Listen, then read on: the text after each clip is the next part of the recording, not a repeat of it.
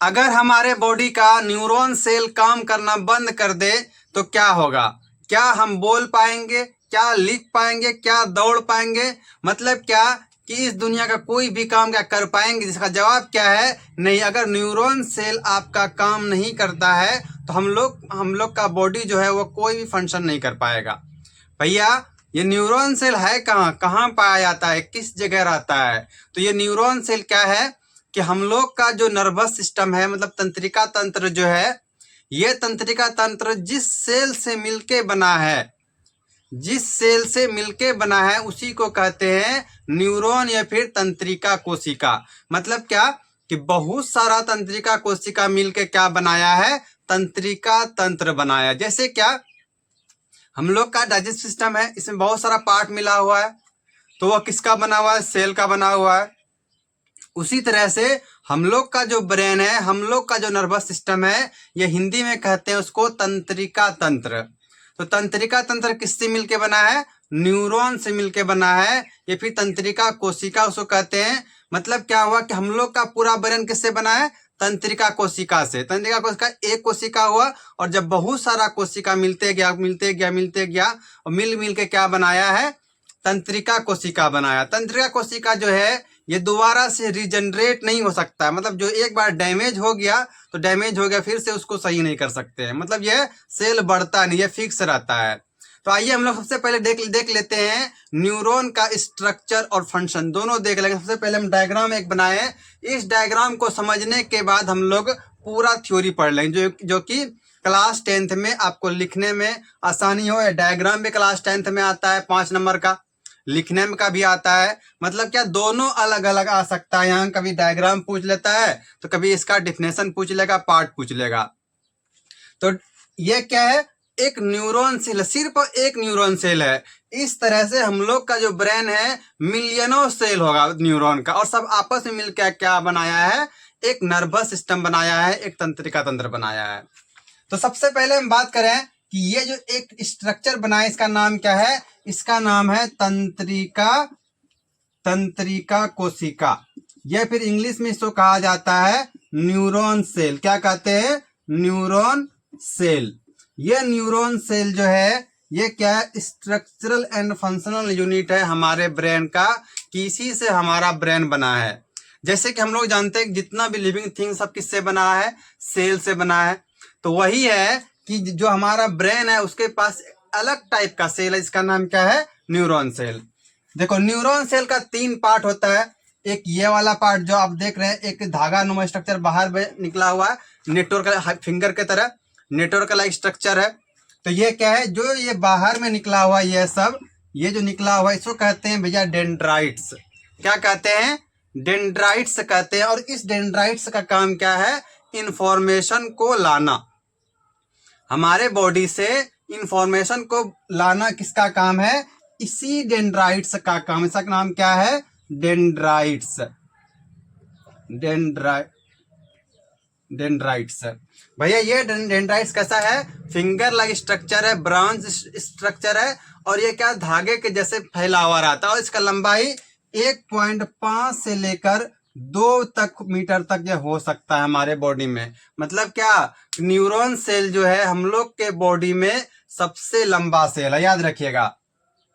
ये हो गया हमारा डेंड्राइट। डेंड्राइट्स के बाद आता है ये बीच वाला भाग, जहां पे क्या रहेगा, न्यूक्लियस पाया जाता है, साइटोप्लाज्म होगा, माइटोकॉन्ड्रिया होगा, गोल्जी कॉम्प्लेक्स होगा।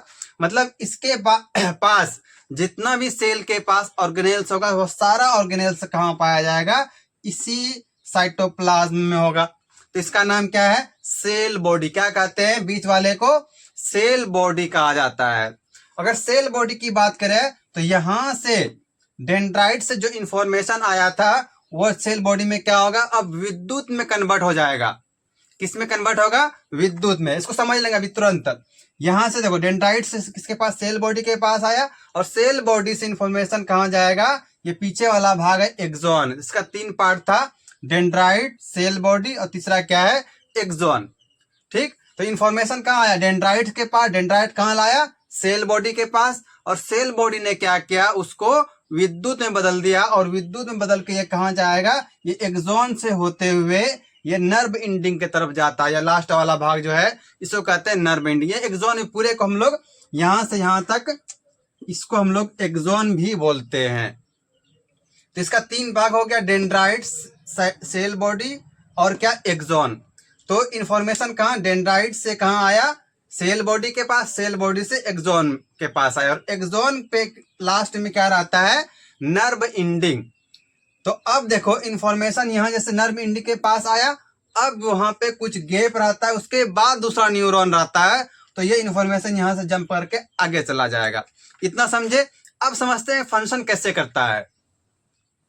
कि इंफॉर्मेशन जब यहाँ पे आया डेंड्राइट्स के पास, उसके बाद इंफॉर्मेशन कहाँ आएगा, सेल बॉडी के पास, न्यूरॉन के सेल बॉडी के पास आएगा, और न्यूरॉन के सेल बॉडी में क्या होगा कि उस इंफॉर्मेशन को किसमें कन्वर्ट कर देगा, इलेक्ट्रिक के फॉर्म में, इलेक्ट्रिक इंपल्स के फॉर्म में उसको कन्वर्ट करेगा।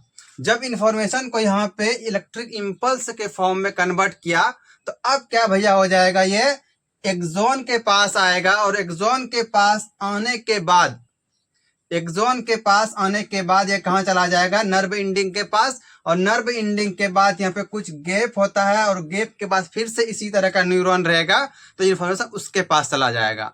और इस गैप को भैया क्या कहते हैं, दो न्यूरॉन्स के बीच में जो गैप है उसको हम लोग साइनेप्स कहते हैं। आइए अब हम लोग थ्योरी देख लेते हैं। क्या है, तंत्रिका कोशिका, ये इंग्लिश में इसको क्या कहा जाता है, न्यूरॉन कहते हैं।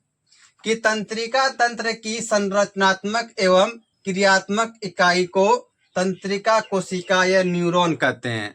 जो हमारा ब्रेन बना हुआ है उसका जो एक सेल है उसी को हम लोग क्या कहते हैं, तंत्रिका कोशिका कहते हैं। इसका क्या अलग अलग भाग हम लोग पढ़े अभी।